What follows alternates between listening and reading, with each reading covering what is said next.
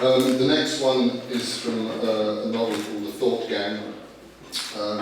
This novel is narrated by a philosopher called Eddie. Eddie is a Cambridge philosopher who, through circumstances entirely under his control, ends up on the run in the south of France.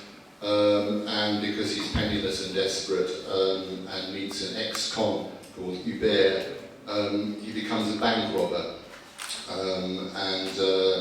They become actually very, very successful bank robbers because they use various philosophical methods to carry out the bank robberies. And Hubert, obviously, as an ex-con, as a former armed robber, supplies Eddie with certain advice about the trade of bank robbing. And in return, Eddie does a little bit of educating for Hubert about philosophy. Also, it's set in France, but Eddie speaks very good French, so he translates all the French for you. This is a passage I usually read in bookshops. It works very well there. More books, said Hubert. I'm not feeling cultured enough. I can feel my stupidity growing. I wasn't keen on going out, but it occurred to me that a couple of heavy books would incarcerate Hubert nicely and sloth him up in his troublemaking and bank robbing. Hubert read very, very slowly, but very carefully. You could see him becoming one of those dangerous students who try to make you work. You choose some things for me, he said, as we entered the bookshop. I advocated some Diogenes Laertius. That, I thought, would shut him up.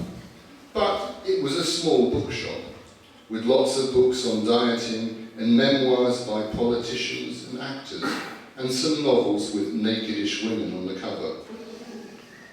Hubert scanned the shelves and then drifted over to the assistant, who looked and dressed like a junior sociology lecturer.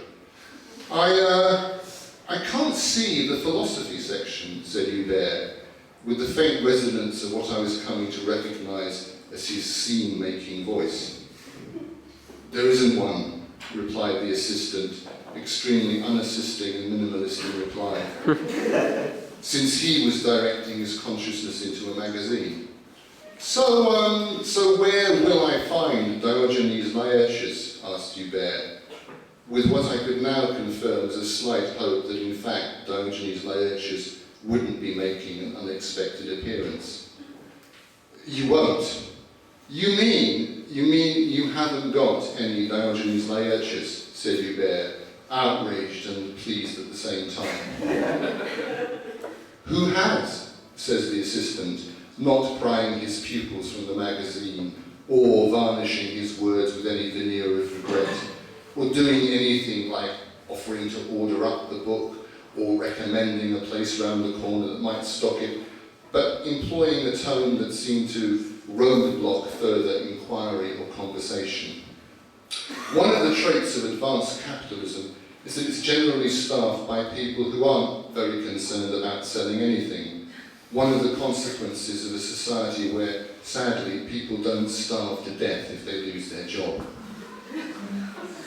There was a large pile of books on dieting. Hubert pointed. How do I lose weight, Prof? Eat less, exercise more. I am fine on the principles. Did you hear that? This man knows about knowledge. Why don't you clear away this rubbish and get in some books? If people need advice about losing weight, you can give it to them in that easy-to-remember formula. That way, you can serve both your customers and letters more efficiently. They sell. So, you call this place a bookshop. The assistant perked up a bit here. His eyes swept round. Looks like one to me. I was surprised that he couldn't see the danger signs. You've got eyes in your head, you have, Hubert responded, reaching into his tatty but commodious leather jacket. I have a question for you. Would I be right in calling this a gun? He had a submachine gun, the 9mm Mac 10 out, and, training it on the diet books, slimmed them down along with the adjacent nonsense by firing 32 rounds from its Zytel magazine at 1,100 rounds per minute.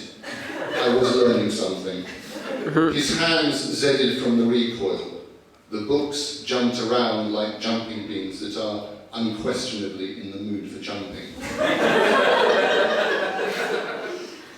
There's nothing like the threat of serious injury or plentiful death to get people's attention, particularly on a slow Tuesday in a small bookshop in Montpellier.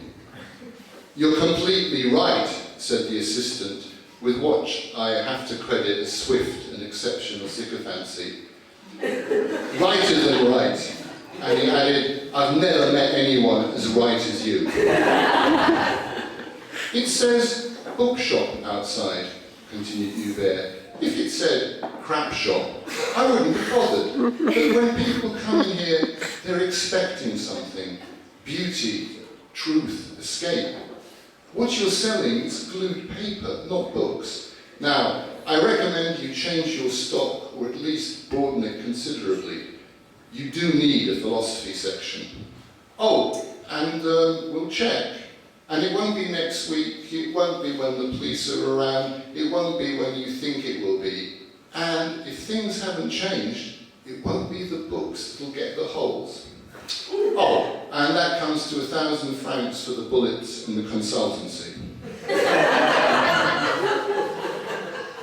There was only 500 in the till, but the assistant only had 300 on him, so Hubert took his bag of groceries and a dictionary. Thank you.